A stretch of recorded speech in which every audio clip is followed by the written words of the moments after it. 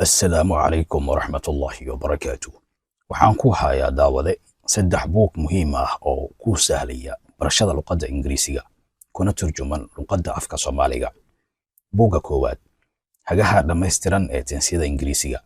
Buuggan wuxuu ka hadlayaa 12 tensis ee luqadda Ingiriisiga oo dhammaystiran oo aan waxba ka maqnayn, lehna su'aalooyin iyo jawaabooyin oo tens walba ah kuna turjuman luqadda afka Soomaaliga. waa buug kugu hagaya safarkaaga barashada tensiyada Ingiriisiga si fududna aad ugu baran karto ama aad ugu baran doonto hadduu Alle idmo.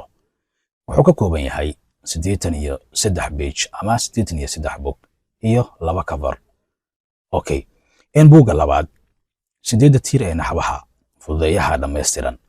Buuggan waa buug ka kooban 8 parts of speech, 8 qaybood ee hadalka Ingiriisiga oo dhammaystiran oo aan waxba ka maqnayn, lehna sidoo kale su'aalo iyo jawaabo 10 walba ah kuna turjuman luqadda afka Soomaaliga.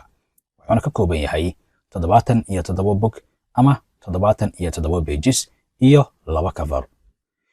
Buugga saddexaad, wada sheekaysi Ingiriisi maalinle ah, Chit Chat English for Everyday Life.